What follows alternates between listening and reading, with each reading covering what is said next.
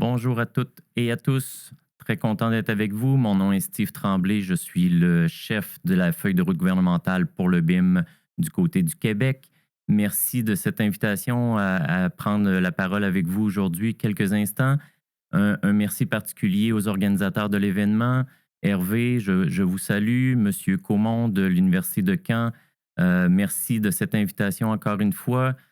Très belle thématique. Je suis très content de la thématique que vous avez du côté de la collaboration. Donc, comment collaborer les jours d'avant pour mieux gérer nos infrastructures dans les jours à venir.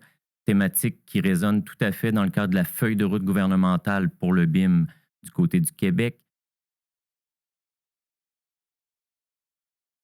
Feuille de route gouvernementale qui rassemble 8 grands donneurs d'ouvrages publics à ce jour, donc un groupe qui va s'élargir également afin de répondre à l'objectif du gouvernement de déployer le BIM dans l'ensemble des projets publics au niveau québécois.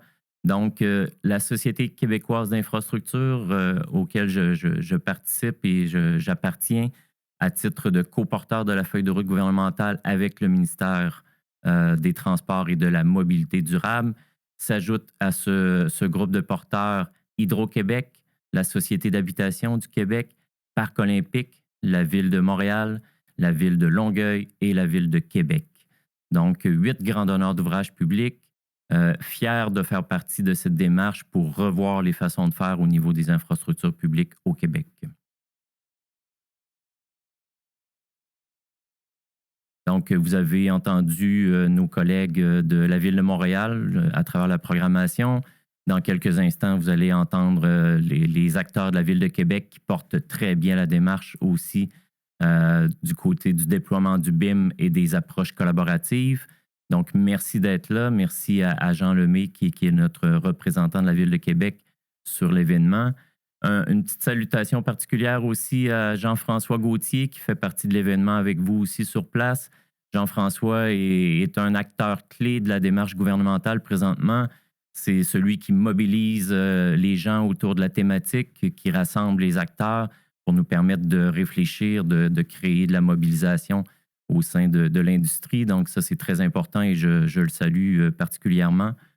Donc, thématique, comme je le mentionnais, qui résonne et qui fait écho à ce qu'on fait du côté du Québec. Donc, collaborer pour créer un lien de confiance entre les acteurs, revoir nos façons de fonctionner au sein des projets, connecter pour être en mesure de mieux échanger l'information, avoir une meilleure prise de décision pour nos ouvrages et nos infrastructures publiques et construire, bâtir cette relation-là avec l'industrie pour arriver à créer une nouvelle façon de réaliser les infrastructures. Je termine en vous mentionnant que nous travaillons actuellement à l'organisation d'un sommet BIM 2026 dans le cadre de la feuille de route québécoise pour le BIM. C'est une invitation donc que je vous lance à y participer, donc en espérant pouvoir vous revoir l'an prochain.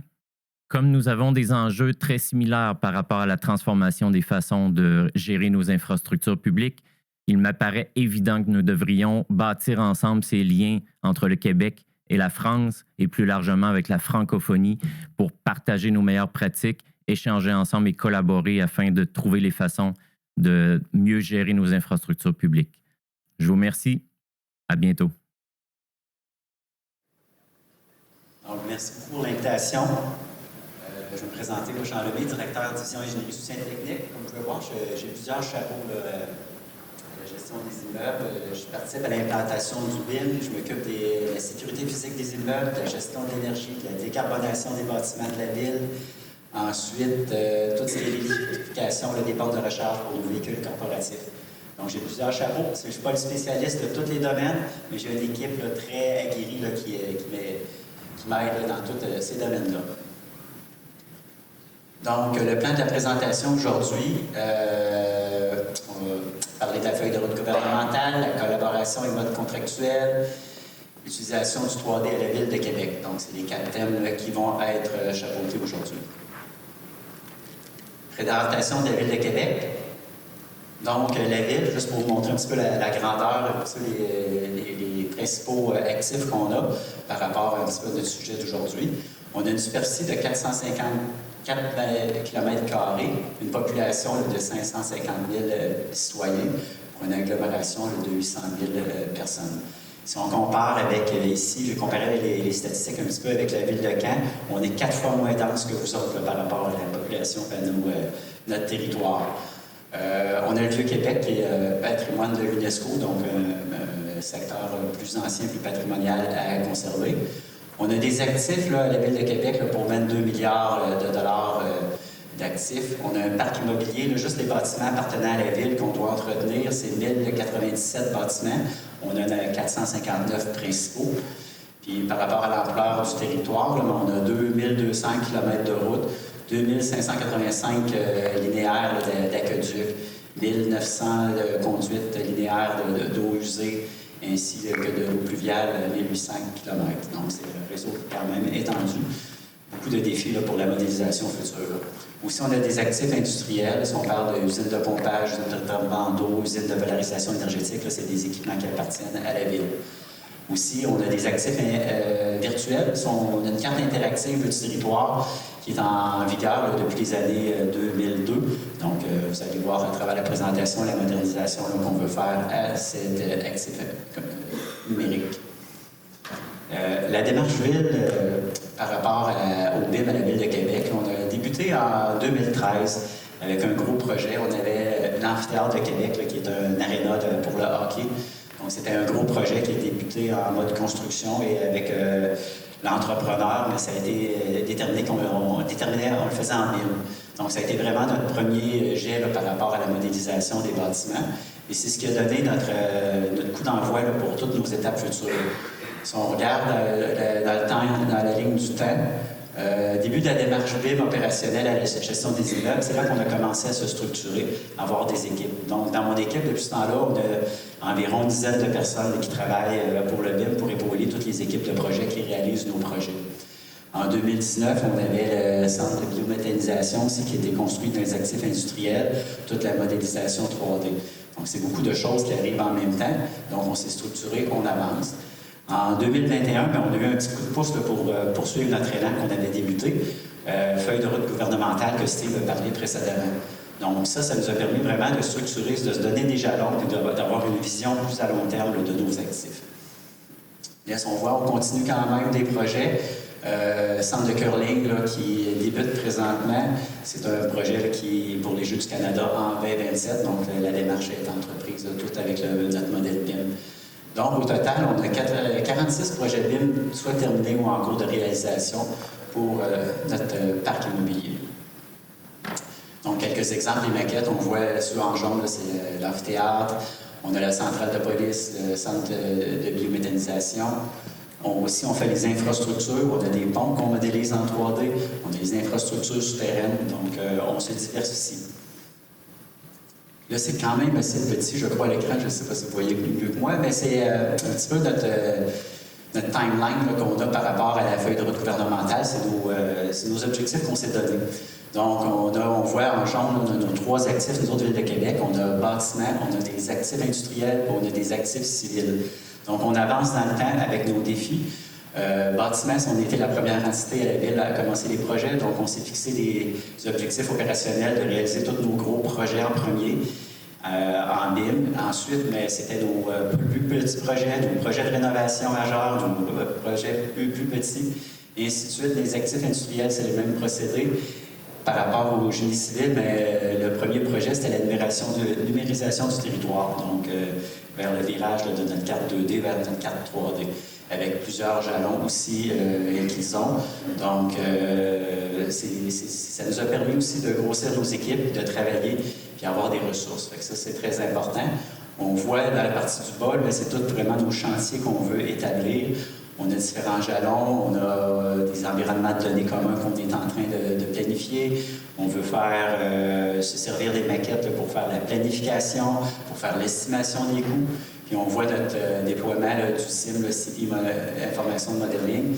Donc ça, c'est des projets là, qui sont porteurs pour nous autres, là, qui ont été intégrés dans notre planification.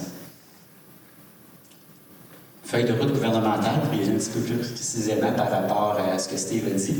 Donc le but, c'était d'implanter le BIM, puis de faire surtout de l'exigence du BIM dans les contrats qu'on donne. Donc on voulait que tous les grands donneurs d'ordre d'ouvrage public là, donne des projets en BIM pour favoriser l'industrie à faire le virage numérique. Donc, comme on disait, c'était 8 grands donneurs d'ouvrage. Présentement, il y a 256 projets là, BIM qui ont été faits par les 8 donneurs d'ouvrage.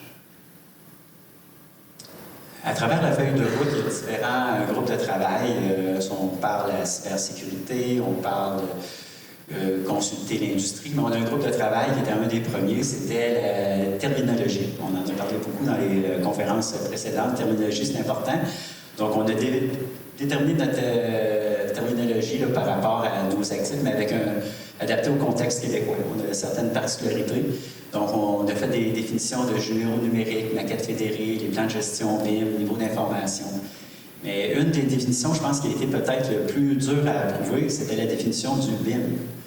Fait que, là, il fallait voir au-delà du BIM, c'était quoi la définition du BIM? Traditionnelle, c'est le Building Information Modeling. En français, modélisation des données du bâtiment. Et ensuite, on voulait être plus large, parce que si on voulait sortir de juste le bâtiment, on voulait vraiment parler d'infrastructure. La définition donnée pour nous, le BIM, c'est la modélisation des données de l'infrastructure. Parce que l'infrastructure, c'est pas juste le bâtiment, c'est nos infrastructures civiles, c'est notre territoire. Donc, on voulait comme s'éclater, puis pas juste rester dans notre petit monde de bâtiments. Par rapport aussi à la feuille de route, mais il y a des standards que les donneurs d'ouvrage se sont donnés à appliquer, comme la norme CAN ISO 19650, qui est l'organisation et numérisation des informations relatives aux bâtiments et aux ouvrages de génie civil. On trouvait que c'était important de se baser sur des normes de référence existantes pour qu'on puisse travailler d'une façon similaire. Parce que les donneurs d'ouvrage, quand ils viennent nous soumissionner dans nos contrats, mais c'est important qu'ils se reconnaissent à travers tous les différents donneurs d'ouvrage. Donc, c'était de créer un standard d'information commun à tous les donneurs d'ouvrage, et aussi de développer une vision commune et un arrimage entre les différentes organisations. Fait que ça nous aide à travailler ensemble. Un autre point à travers la feuille de route gouvernementale, le conférencier précédent nous a parlé, mais c'est tout ce qui est la gestion des actifs en exploitation par rapport à nos équipes d'entretien. Il y a un comité international qui chapeaute, qui veut développer une norme internationale sur vraiment l'exploitation et l'entretien des actifs. On siège sur le comité. On partage notre expertise pour faire avancer le dossier, puis on partage qu'est-ce qu'on a fait à l'interne. Un petit peu comme le prédécesseur, on a notre maquette, on est capable d'envoyer notre information dans GMAO, on est capable aussi de revenir, toute la gestion documentaire, ce qui est très important. Puis pour nous, à la Ville de Québec, c'est très important que tout notre actif numérique, mais il serve à quelqu'un, à quelque chose. Donc, ça sert à nos personnes d'entretien. Donc, dans les dernières années, nos personnels d'entretien sont passés de téléphones flip à des smartphones avec des tablettes. Donc, au bout du jour, au mois de septembre, on va tous les former sur l'utilisation des maquettes, comment les utiliser. Donc, c'est vraiment important d'avoir une fonction à nos maquettes. Ensuite, maintenant, je vais vous parler de la collaboration et des modes contractuels. Avec nos maquettes numériques, ce qu'on a beaucoup développé, c'est la collaboration lors des revues de conception. C'est beaucoup facilitant par rapport à la coordination des équipes de travail. On travaille beaucoup avec les équipes d'entretien. Les équipes d'entretien, ils voient déjà en partant qu'est-ce qu'on va construire pour eux autres. Ils sont capables de visualiser qu'il va y avoir tel problème, comment est-ce qu'on gère les actifs, que ce soit plus facile. Aussi, on a impliqué les comités d'accessibilité universelle.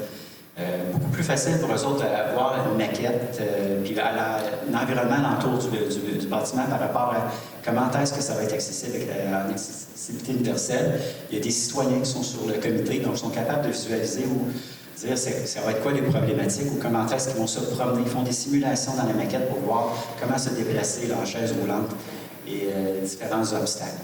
Donc ça, c'est très important. Ensuite, au niveau provincial, on a une stratégie québécoise en infrastructure publique. Cette stratégie-là se décline en 4 axes. Il y a une planification optimisée, un environnement d'affaires plus compétitif, un État plus agile. Et aussi, on parle d'un meilleur suivi de la performance des projets des bâtiments de l'État. Mais toute cette stratégie-là, elle décline dans 17 mesures. Elle nous aide par rapport à tout ce qu'on veut faire en préfabrication, en modélisation, en BIM, puis aussi en mode de réalisation. Donc, le gouvernement là, nous a doté d'outils qui sont porteurs pour nous autres, pour nous aider dans notre implication par rapport au BIM. Aussi, un autre point, c'est le mode de collaboration dans les contrats. Au Québec, on a différents modes de contrat. On a des modes traditionnels, plus bas soumissionnaires. On peut avoir des modes partagés avec des entrepreneurs aussi.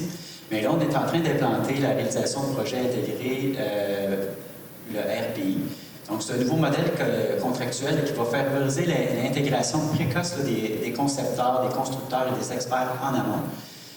L'objectif principal, c'est de créer une culture de transparence et de gouvernance partagée. On optimise les coûts, on optimise les délais, c'est la volonté. Puis l'approche clé, c'est assurer l'évaluation continue de la collaboration pendant l'exécution. Ça, avec des maquettes, c'est beaucoup plus facile. C'est un mode de collaboration qui va être facilement adaptable à toute la modélisation au BIM qu'on veut faire. Aussi, un des points très importants, c'est le partage de risques avec les personnes qui vont soumissionner. Donc, ça va être basé sur la performance, puis il va y avoir des incitatifs financiers qui vont favoriser la réalisation du projet dans les temps, dans les délais, avec des performances. D'où l'importance d'avoir une bonne modélisation et d'être capable de travailler avec des outils adéquats. Utilisation du 3D à la Ville de Québec. Si on parle de modélisation, donc, comme j'ai parlé précédemment, autant dans nos bâtiments, autant dans le génie civil, autant dans l'industriel. Donc, c'est tous des points qui sont importants pour nous autres d'avoir pas juste un bâtiment, on veut s'agrandir et faire partie vraiment de notre maquette ou de notre jumeau numérique 3D de la ville au complet. Donc, il faut s'intégrer à plus global que juste notre domaine d'affaires. Donc, les technologies qu'on utilise, on va utiliser du lidar dans certains projets. Ici, on a un stade de baseball qu'on rénove. Donc, toute une modélisation a été faite en avant-projet pour nous permettre de mieux travailler le projet. Et ensuite, on a notre classique BIM avec nos maquettes qu'on travaille en construction. On utilise la réalité virtuelle qui permet soit aux concepteurs ou à ceux qui travaillent en équipe de visualiser les maquettes en avant-projet, aussi permettre à nos élus de voir les projets en 3 dimensions, savoir qu'est-ce que ça va ressembler par après, puis donner leurs opinions en cours de route s'il y a des choses à corriger ou ils vont comprendre mieux qu'est-ce qu'on est en train de faire. Ensuite, sur les chantiers, on utilise beaucoup les caméras 360 pour faire des relevés. Pour faire suivi de chantier, fait qu'on est capable de comparer la maquette avec ce qu'on est en train de construire. Puis ça va être une source aussi très importante d'informations pour nos équipes d'entretien qui vont pouvoir aller voir comment est-ce que ça s'est construit, qu'est-ce qu'il y a en arrière des objets ou en arrière des murs cachés. Donc ça va être vraiment facilitant, ça va nous aider beaucoup à nous donner des outils. Ensuite, là, j'ai parlé beaucoup de ce qui était le bâtiment, mais nous autres, il faut s'intégrer quand même dans tout ce qui est la géométrique de la ville, parce qu'on ne veut pas que nos maquettes servent juste à nous autres, on veut s'intégrer dans plus large. Donc, à la Ville de Québec, présentement, on a un projet de géométrique, le projet GEMIC, qui est la gouvernance et modernisation des investissements géométriques. Le but de cette nouvelle gouvernance-là, c'est de se doter d'un plan stratégique, vraiment de regarder plus large que ce qu'on regardait avant. Améliorer l'efficacité des ressources en optimisant certains des processus, fait qu'il y a beaucoup de choses à améliorer. On veut rentabiliser les outils géométriques, donc on veut de plus en plus utiliser notre géométrique, comme on parlait dans les conférences précédentes, mais tout ce qui est îlots de chaleur, végétation, ça, il faut vraiment se développer. On avait des outils 2D, des cartes aériennes pour voir notre territoire, mais là, on s'enligne vraiment dans la 3 dimensions. Accroître l'autonomie des domaines d'affaires. Donc, comme nous autres, on veut être autonome par rapport au bâtiment, on s'intègre, on peut avoir des outils de géométrique pour pouvoir s'intégrer. C'est important, on a beaucoup d'actifs, fontaines à boire, des bornes de recharge, plein de choses sur le territoire, c'est important que ça soit localisé à travers la carte interactive pour aider nos équipes d'entretien, mais aussi il y a beaucoup d'équipements qui sont disponibles sur nos cartes interactives. Donc, ça va être très intéressant là, en 3D par rapport à nos citoyens. Aussi, on veut augmenter le potentiel et la mobilité, l'agilité organisationnelle, donc avoir des outils terrain, arriver sur le terrain avec un iPad, puis voir notre actif en virtuel, le voir en réalité. Donc, ça va vraiment nous aider. Donc, ce qu'on veut faire, c'est migrer vers notre plateforme AGIS Entreprise d'Estrie. Donc, on passe d'un mode classique 2D à un mode classique, pas classique, un nouveau mode vraiment tridimensionnel avec beaucoup d'actifs. parce que je n'ai pas beaucoup parlé, mais vraiment, nos maquettes, c'est pas, on ne gère pas des dessins, on gère vraiment des actifs avec des données qui, comme l'université ici, mais il y a beaucoup de données là,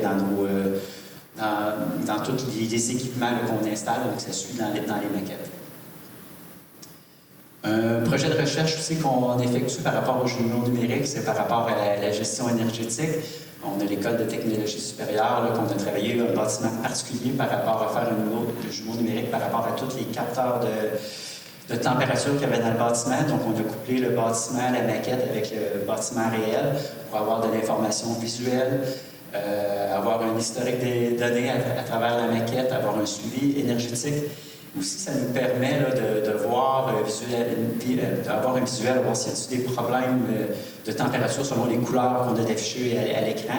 Il y a des tableaux de bord aussi qui ont été sortis là, de cette étude-là pour nous faciliter la vie.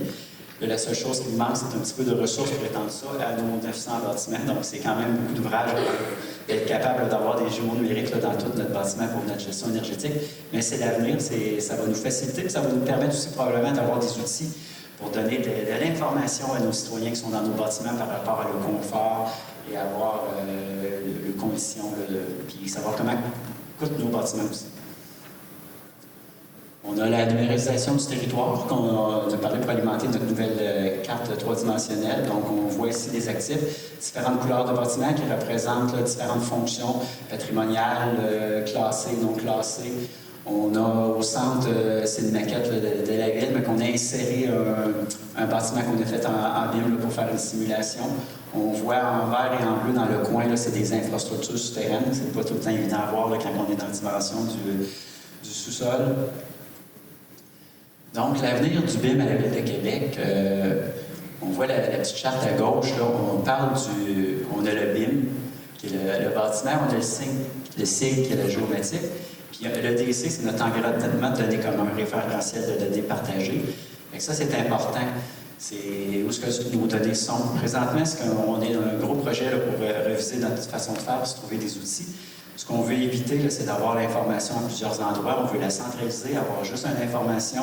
Quand on est capable de la mettre à jour, on va être capable de la mettre à jour soit dans le BIM, soit dans le SIG, qui va créer notre SIM, qui va être notre City Information Modeling. Donc, ce qu'on vise vraiment, c'est de prendre nos 3 objets en bas sur la diapositive, de faire vraiment une carte, que tout soit interrelié. Ça, c'est vraiment notre but. Donc, jumeaux numériques, notre vision. On a eu beaucoup de définitions sur les jumeaux numériques. Donc, c'est devenir chef de file dans l'utilisation intelligente géospatiale pour fournir à nos citoyens. Moi, j'ai rajouté collaborateurs parce qu'on a beaucoup de monde qui travaille en amont dans la maquette. Des services novateurs alignés sur la stratégie de développement durable. Fait que ça, c'est vraiment la vision qu'on a du jumeau numérique. Merci beaucoup. Merci, Jean. Des questions?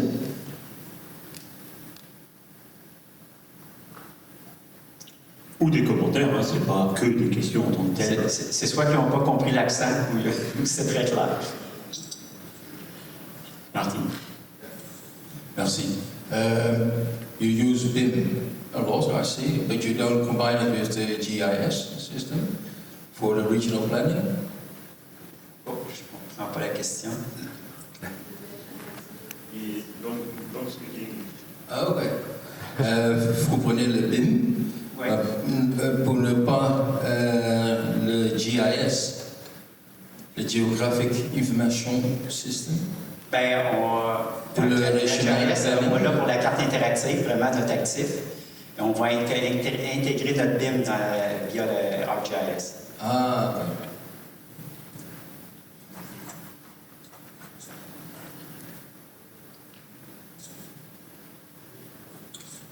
Bonjour, merci de votre présentation, c'était très intéressant. Ah oui, je m'appelle Gwenaëlle Carfanton, on travaille effectivement sur du CIM en France. Et ici, le CIM, on essaie de le mettre en valeur sous l'angle base de données. Est-ce que vous avez commencé à monter de la donnée et sur quel cas d'usage vous avez envie d'investir du temps et pour rendre service du coup à vos collègues? Votre feuille de route est-elle définie? Oui, ben c'est sûr, nous autres, moi, j'allais pour bâtiment. Dans le fond, nos usages, là, c'est tout ce qui est vraiment, nous autres, maintenance, nos équipements, gestion de nos actifs. Si on parle pour la ville globale par rapport aux cibles, mais on a des usages là, qui sont plus, mettons, environnemental, îlots de chaleur et tout ce qui est végétation. Aussi, on a tout le partage aussi dans les usages, tous nos réseaux aussi qu'on veut développer aussi, là, le réseau éclairage, signalisation lumineuse et tout ça aussi. Donc, c'est certain qu'on a des usages là, qui s'en viennent, on se développe, donc ça va être encore à définir là, par rapport aux principaux usages.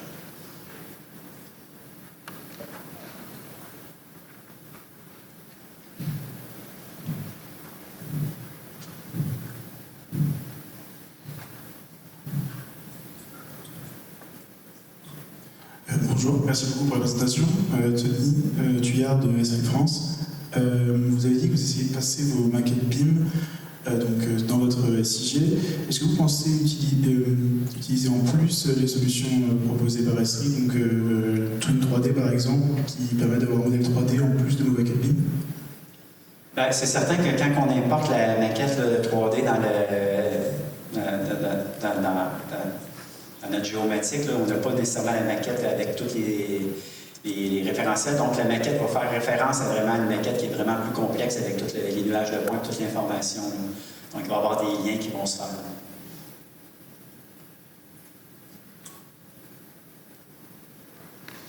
Autre question? Cosmo Carlo. Excuse-moi, j'ai la droite. Je suis Kodrouza Surika, conseil départemental de l'ordre. Donc, je suis intéressée, qu'est-ce que vous utilisez comme logiciel et quel est le poids des données que vous nous avez présentées? Parce que ça a l'air de présenter des données très lourdes. Oui, ben c'est que un enjeu, les données, justement, c'est quand même un grand enjeu. C'est beaucoup de... Quand on parle de nuages de points, c'est énorme. Donc, on travaille beaucoup avec nos services de l'information pour pouvoir stocker nos maquettes. Donc, on travaille beaucoup avec du Revit. Quand on fait des projets, on a des standards de dessin ou des façons de faire qu'on exige aux consultants avec nos livrables. Donc, on essaie de quand même être standard par rapport à ce qu'on reçoit comme information. C'est quand même un défi d'arrimer l'industrie par rapport à ce qu'on veut pour pouvoir utiliser nos maquettes pour le futur.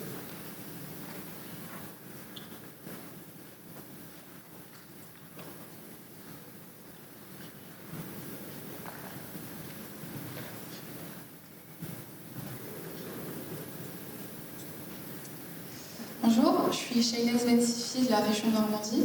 Je me posais comme question, comment vous allez gérer après toute cette masse de bases de données, parce que en fait toutes ces maquettes 3D en termes environnementaux, ça va peser assez lourd, même dans des logiciels.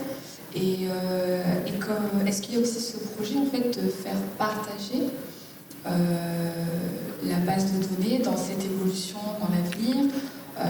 Comment vous voyez les choses? Pour le volume de données, en début de projet, on détermine c'est quoi les données qu'on a besoin. On essaie de limiter aux besoins qu'on va vraiment utiliser. Dans des projets, on a fait certains tests avec notre cahier de normalisation qui demandait des livrables. Au début, les constructeurs nous donnaient peut-être 7 à 10 fois plus de livrables qu'on avait besoin de données d'information. Donc, on a raffiné pour être certain qu'ils nous fournissent juste l'information qu'on a besoin pour éviter de l'information qu'on ne se servira pas. Donc, on essaye de minimiser pour vraiment focusser sur nos besoins réels de données, qu'est-ce qu'on a besoin d'exploiter. Ça, il y a quand même beaucoup de groupes de travail qui ont travaillé pour déterminer c'est quoi vraiment nos data qu'on a besoin. Ça a été travaillé avec nos équipes d'entretien, ça a été travaillé avec les professionnels, avec ceux qui vont utiliser en gestion des actifs nos données. Donc, on essaie vraiment de minimiser nos données pour avoir l'essentiel.